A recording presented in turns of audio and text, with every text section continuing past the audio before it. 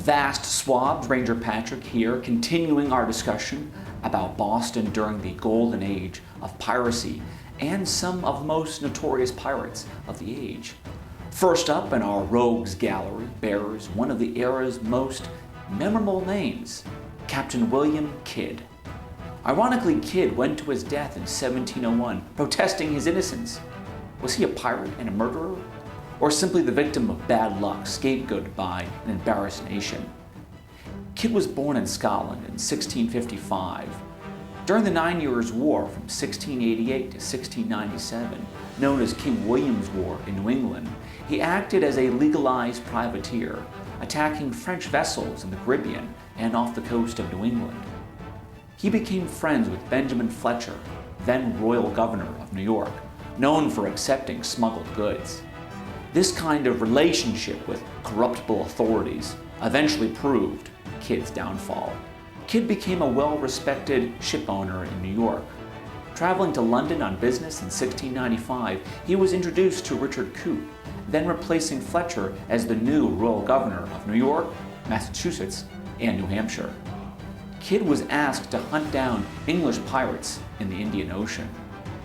These pirates, including Thomas Tew and Henry Every, had recently sailed to the Red Sea and attacked convoys of Indian ships, seizing enormous fortunes. Few other pirates would ever profit so much. These actions were greatly damaging to the East India Trading Company's valuable relationship with the Mughal Empire.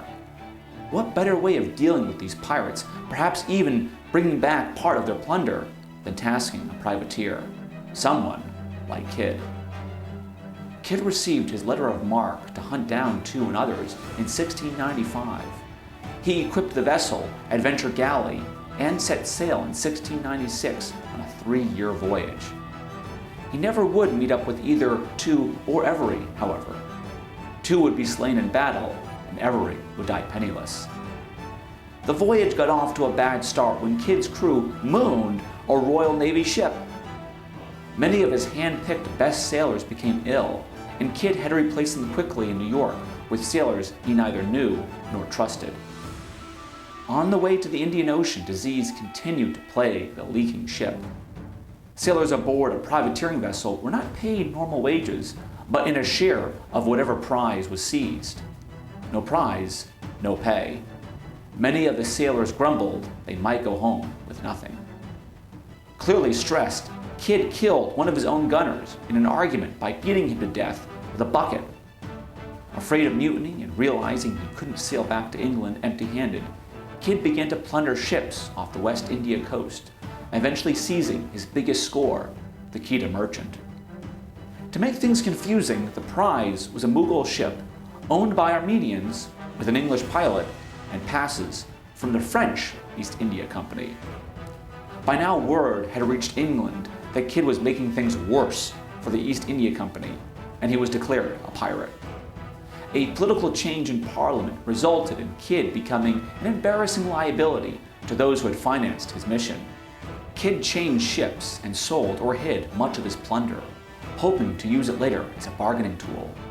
Governor Coote, looking to cover his own complicity, lured Kidd to Boston, promising safety.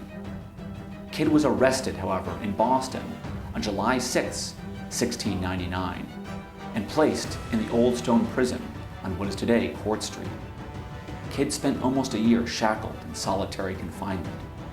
At that time, Admiralty law did not extend to the Americas, so to be tried for piracy, Kidd was extradited to England. At his trial, the French East India passes Kidd hoped would exonerate him went missing. "My lords," he said, "I am the innocentest of them all, only I have been sworn against by perjured persons." Kidd was convicted of both murder and piracy and sentenced to death. Before a crowd of thousands, he was hanged at London's Execution Dock on May 23, 1701, the rope breaking once. For years, his body was on public display. So, was Kidd a pirate? He didn't think so, but his case demonstrates the hazy boundaries of what was legal and what was not. Later pirate captains would not make Kidd's mistake in trying to walk that boundary. From here on out, they would be against the flags of every nation.